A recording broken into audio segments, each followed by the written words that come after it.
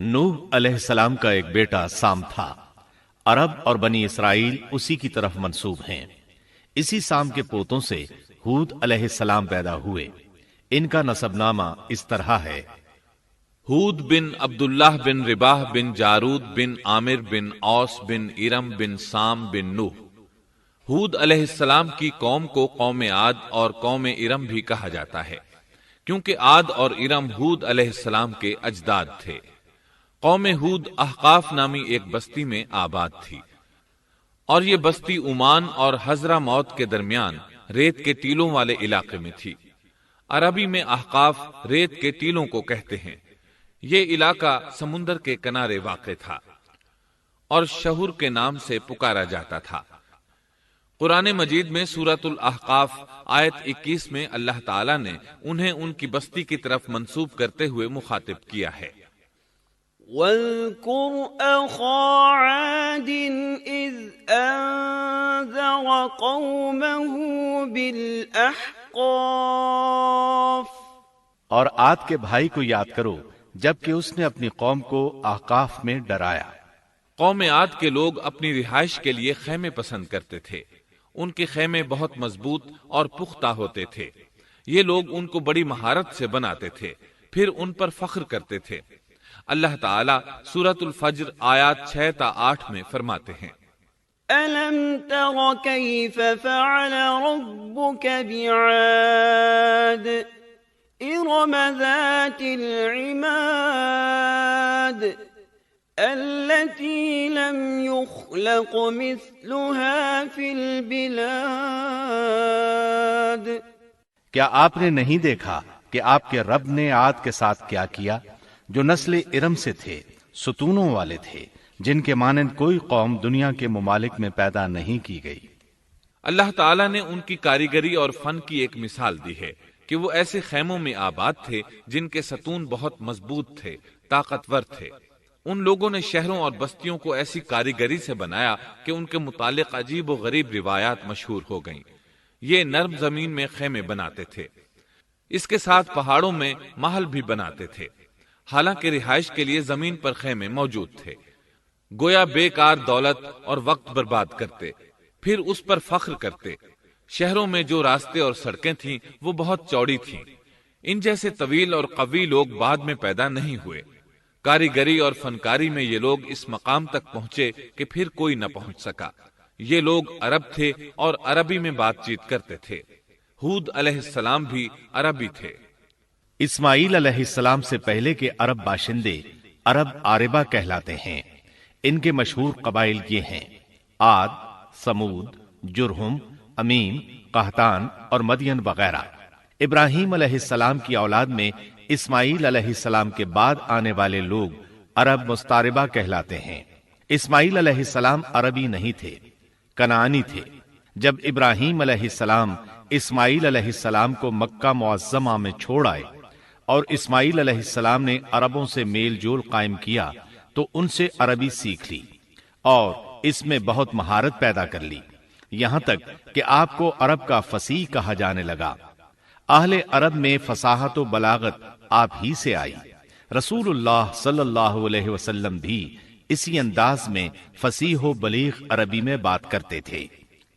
طوفان نوح کے بعد جب دوبارہ لوگوں کو پیدا کیا گیا تو وہ ایک مرتبہ پھر ان بستیوں میں رہنے کے لیے چلے گئے جہاں نوح علیہ السلام رہا کرتے تھے۔ نوح علیہ السلام شام کے شمال اور ترکی کے جنوبی علاقوں میں رہا کرتے تھے۔ لوگ یہاں آباد ہو گئے۔ پھر یہاں سے کچھ لوگ فلسطین اور شام کی طرف ہجرت کر گئے اور کچھ لوگ جزیرے کی طرف ہجرت کر گئے، اور قوم عاد جزیرے کے جنوب میں آ کر آباد ہو گئی۔ اس وقت تمام لوگ توحید پر تھے۔ طوفان کے ساتھ جب زمین پامال ہو گئی تو اس پر سوائے نوح علیہ السلام کی اولاد کے اور کوئی زندہ نہ رہا۔ یہ لوگ توحید پرست تھے، لیکن وقت کے ساتھ ساتھ قوم عاد آباد ہوئی اور شیطان نے ان کے دلوں میں وسوسہ ڈالا۔ اس طرح وہ شیطان کی عبادت کرنے لگے۔ چنانچہ قوم نوح کے بعد سب سے پہلے جس قوم نے بت پرستی اختیار کی وہ قوم عاد تھی۔ اس قوم کو اللہ تعالیٰ نے بہت ڈیل ڈال دیا تھا۔ وہ بہت طاقتور قوم تھی۔ مفسرین بیان کرتے ہیں کہ ان کے جسم بہت مضبوط اور ٹھوس تھے، قد بہت لمبے تھے، آدم علیہ السلام کا قد 60 ہاتھ تھا، اس قوم کا قد بھی قریباً اتنا ہی تھا۔ اس طرف سورۃ الاعراف آیت 69 میں اشارہ موجود ہے۔ اللہ تعالیٰ فرماتے ہیں واذكروا إذ جعلكم خلفاء من بعد قوم نوح وزادكم في الخلق بسطة فاذكروا آلاء الله لعلكم تفلحون۔ اور تم وہ حالت یاد کرو جب اللہ نے تمہیں قوم نوح کے بعد جانشین بنایا اور ڈیل ڈول میں تمہیں زیادہ پھیلاؤ دیا، سو تم اللہ کی نعمتوں کو زیادہ یاد کرو تاکہ تم فلاح پا جاؤ۔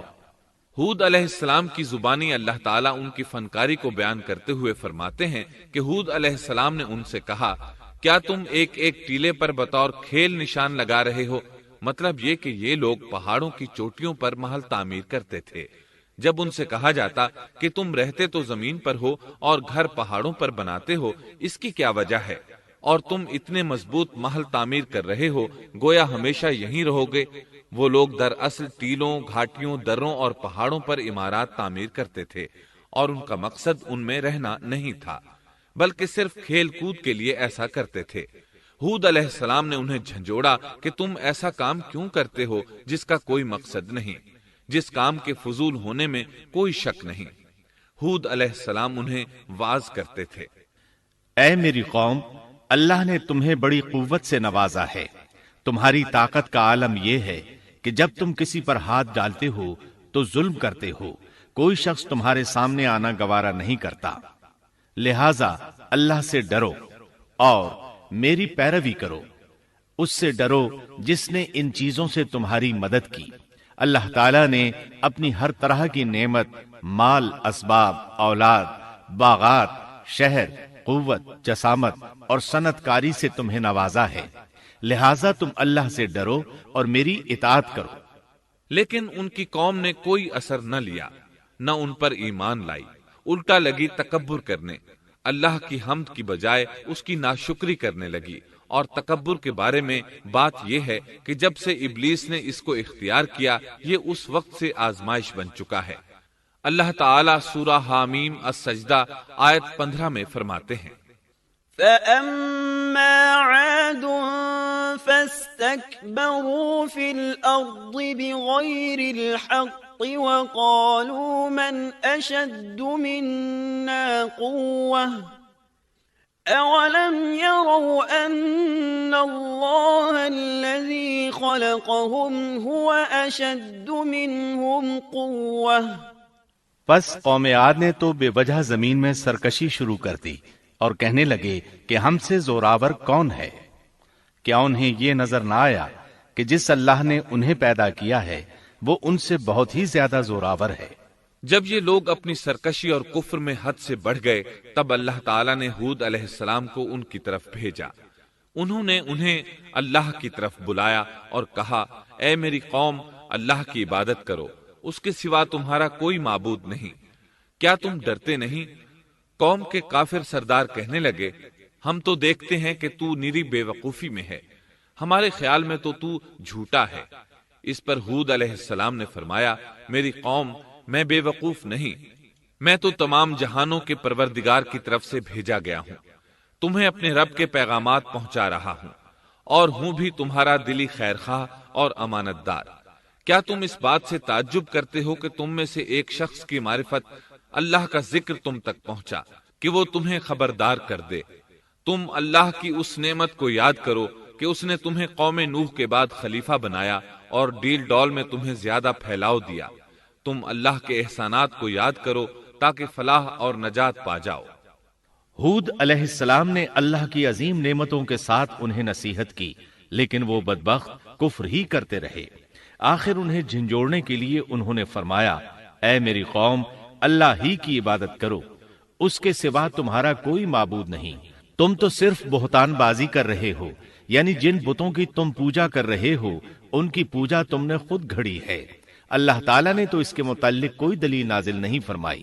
میری قوم کے لوگوں، میں تم سے اس دعوت و تبلیغ کی کوئی اجرت نہیں مانگتا، میرا اجر اس کے ذمے ہے جس نے مجھے پیدا کیا ہے، تو کیا تم پھر بھی عقل سے کام نہیں لیتے؟ اے میری قوم کے لوگوں، اپنے رب سے گزشتہ گناہوں کی معافی طلب کرو، آئندہ گناہوں سے توبہ کرو، تاکہ وہ برسنے والے بادل تم پر بھیج دے اور تمہیں طاقت میں اور بڑھا دے، تاکہ تم گناہگار ہونے کے باوجود روگردانی نہ کرو۔ ہود علیہ السلام مسلسل انہیں دعوت دیتے رہے، لیکن وہ ظالم قوم نوح کی طرح ان کا مذاق اڑانے لگی اور کہنے لگی، ہمارے خیال میں تو بے وقوف ہے اور شاید تو ہمارے کسی معبود کے بڑے جھپٹے میں آ گیا ہے، تو ہمارے بتوں کو برا کہتا ہے، اس لیے ان میں سے کسی کی مار تم پر پڑی ہے، اسی لیے تو ذہنی مریض بن گیا ہے۔ وہ ظالم لوگ چونکہ آخرت پر ایمان نہیں رکھتے تھے اور دنیا میں خوشحالی کی زندگی بسر کر رہے تھے اور تھے بھی اپنی قوم کے سردار، اس لیے اپنے ماتحتوں سے کہنے لگے، یہ تو تم جیسا ہی انسان ہے، وہی کچھ کھاتا ہے جو تم کھاتے ہو اور پیتا بھی وہی کچھ ہے جو تم پیتے ہو۔ اب اگر تم نے اپنے جیسے انسان کی اطاعت قبول کر لی تو سخت خسارے میں رہو گے۔ کیا یہ تمہیں اس بات سے دھمکاتا ہے کہ جب تم مر کر خاک اور ہڈیاں بن جاؤ گے تو پھر زندہ کیے جاؤ گے؟ ہرگز نہیں، یہ بات امکان سے باہر ہے جس کا وعدہ تم سے کیا جاتا ہے۔ یہ زندگی تو صرف دنیا کی ہے، ہم مرتے جیتے رہتے ہیں، ہم پھر نہیں اٹھائے جائیں گے۔ یہ تو وہ شخص ہے جس نے اللہ پر جھوٹ باندھا ہے، ہم اس پر یقین کرنے والے نہیں۔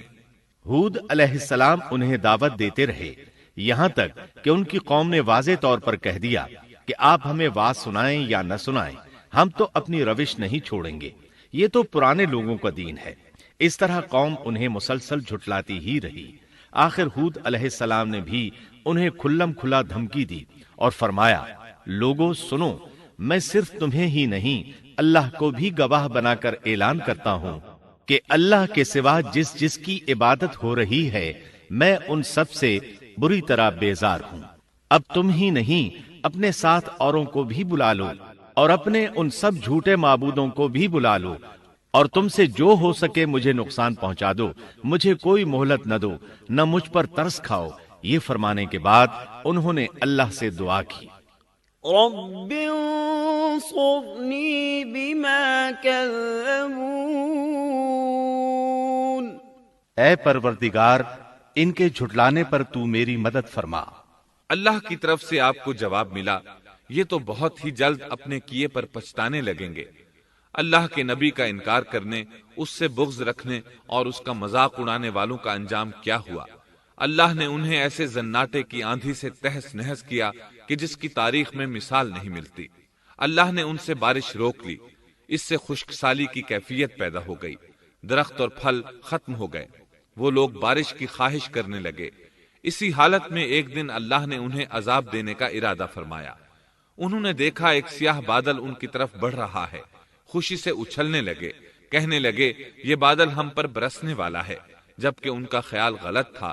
دراصل ابر کی صورت میں یہ وہ قہر الہی تھا جس کے آنے کی وہ جلدی مچا رہے تھے۔ وہ عذاب ان کی بستیوں کی تمام چیزوں، پھلوں، خیموں، درختوں کو تہس نہس کرتا ہوا آیا۔ اسے اللہ کا یہی حکم تھا۔ آندھی اس قدر زبردست تھی کہ پہاڑوں پر ان کے تعمیر کردہ محلوں تک کو اڑا لے گئی۔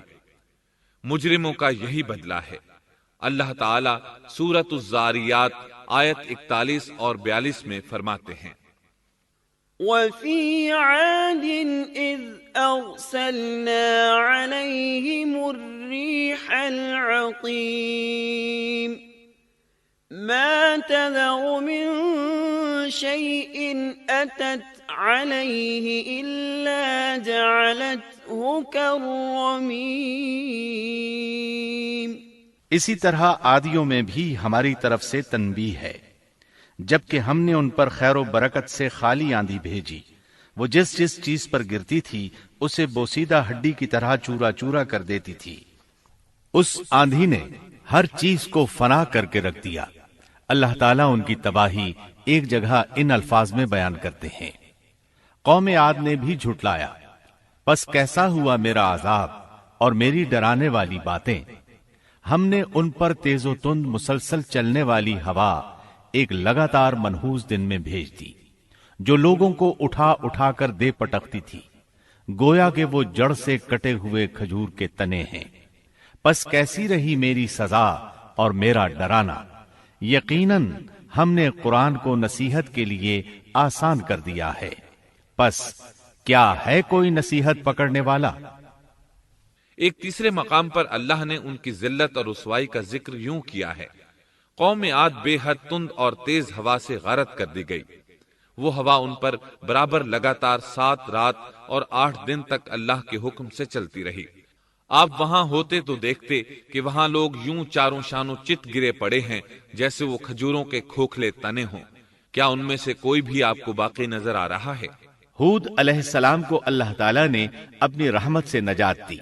बाकी तमाम जगहों पर तबाही थी, लेकिन जिस जगह हूद अलैहिस्सलाम और उनके साथी थे उस तरफ ये हवा फटकी भी नहीं। कहा जाता है कि एक बाढ़ थी जिसमें हूद अलैहिस्सलाम, हैवानात, चौपाए और उन पर ईमान लाने वाले थे, और आंधी ने हर चीज को फना कर डाला। अल्लाह ताला सूरह आराफ आयत 72 में फरमाते हैं, فأنجيناه والذين معه برحمة منا وقطعنا دابر الذين كذبوا بآياتنا وما كانوا مؤمنين۔ गरज हमने उन्हें और उनके साथियों को अपनी रहमत से बचा लिया और उन लोगों की जड़ काट दी जिन्होंने हमारी आयतों को झुटलाया था और वो ईमान लाने वाले न थे।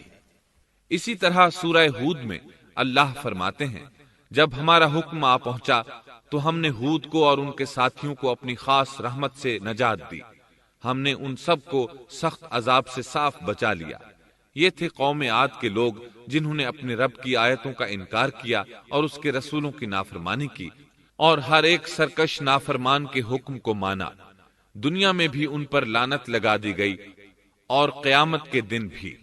देख लो, कौम आद ने अपने रब से कुफ्र किया। हूद की कौम आद पर लानत हो। इस तरह कौम आद तबाह हो गई। उनके बाद मोमिनों ने उनके बाकी बच जाने वाले मकानात पर कब्जा कर लिया और वहां रहने लगे। फिर हूद अलैहिस्सलाम ने हजरा मौत में वफात पाई।